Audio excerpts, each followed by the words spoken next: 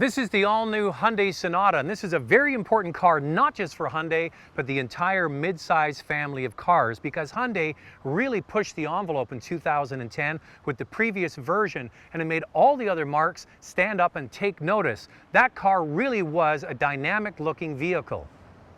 It had what Hyundai called fluidic sculpture, and just think about the cars that followed it. The Ford Fusion, much more dynamic looking vehicle now.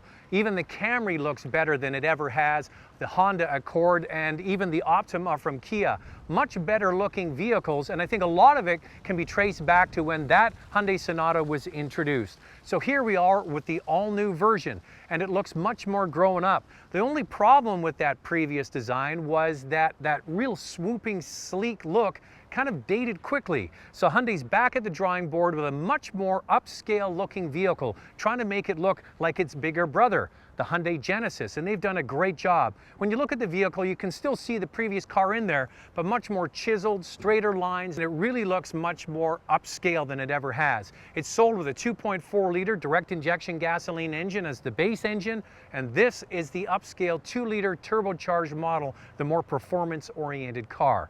It looks great on the outside. You get the upgraded alloy wheels, you get the two-tone front fascia, and around the back you get the 4-quad exhaust pipes that let you know that this is the higher performance model. But it's not just on the outside that's grown up. The inside really is something to be seen for the price. Now, all Sonatas come with Bluetooth connectivity and a backup camera and heated seats. That's all good stuff. And that's the same for the Honda Accord, but this is just slightly less expensive than the Honda Accord. And a really nicely fitted interior. I'm always amazed with the Korean companies about how much they change when they do an upgrade to their car. It's only been 4 years since the last Sonata came out. This one comes with sort of a whole new interior. I like the buttons. What I really like about this is the fact that they have the screen that you interface with, but also all of the quick set buttons that you're going to use all the time for radio and phone and the Navi and setup. It just, boom, you hit the button and you're right into it. It's very simple to use. Plus, all the switch gear feels very nice to the touch. Soft touch materials all over the dashboard. The way it's all fitted together is first rate as well. If you go and watch any of the reviews I do from Kia or Hyundai, that's one of the standouts, is the fit and finish is really getting as good as anybody in the industry. Now, the other thing they did for this update, for this new Sonata, is they made the back seat bigger by an inch. Well, an inch is a lot in new car dimensions. The exterior is slightly longer and slightly wider, and in addition, you get a massive trunk. This car qualifies for interior capacity as a full-size car, but that's one of the classifications on price. It competes in the mid-size class. So you get a big car, you get a well-appointed car, and you get a lot of space for your money. Now, the one we're in here is the 2-liter turbo, top of the line. It's got everything in it, huge panoramic sunroof.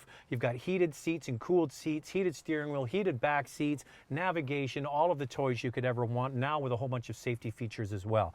So let's get into it, because the changes to this car, not only on the inside, not only on the outside, but also under the hood. Well, I want you to think back to 2010 when the previous Sonata came out. Direct injection technology in a 2.4-liter 4-cylinder, and then direct injection turbocharged 2-liter engine in their premium models. They were so far ahead of the curve on that.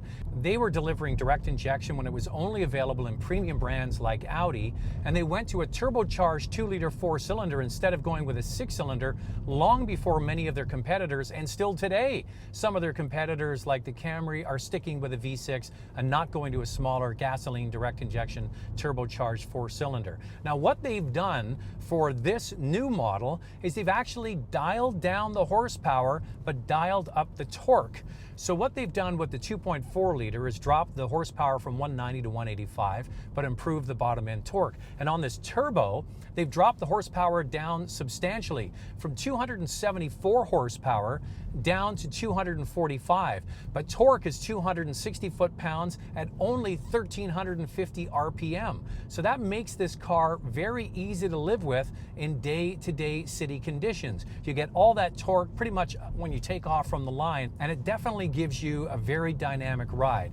Now, what they did with the body and the suspension, they improved the rigidity of this car. They worked on the suspension as well. That was one of the sort of shortcomings of the previous model. Sometimes the suspension didn't feel that sophisticated, considering this car had some very advanced technology. Now they've dialed that in. Very early turbo models had the steering pulling to one side. They've corrected all of that. This car feels as well made and as well put together and drives as nicely as anything else in this class of vehicle. Now, in addition to the changes they made to the engine, there's also a button here called Drive Modes. You can choose the default setting, which I find quite nice. There's also Eco, which makes this turbo really quite dull to drive, but Sport changes all of that and it makes it much more dynamic. So depending on your mood, with a flick of a switch, away you go. So it makes this car as relaxing or as exciting as you choose. Now, one thing I do want to caution you on, even though this is a 2-liter turbocharged 4-cylinder engine, if you utilize all of that beautiful torque at low RPMs, the fuel economy suffers. I'm driving a nice mix of city and highway, and I'm getting just under 12 liters per 100 kilometers. That's not fantastic mileage, but a fantastic driving car. There is a bit of a compromise there for sure. The 2-liter turbo that you see here starts at $31,000, and the ultimate version is $34,799, so $35,000. This is a lot of car for the money. The engine changes make it drivable for everyday conditions, improve fuel economy, much better handling, nicer interior, and I think it's going to continue to be one of the cars that sets the benchmark in the midsize class.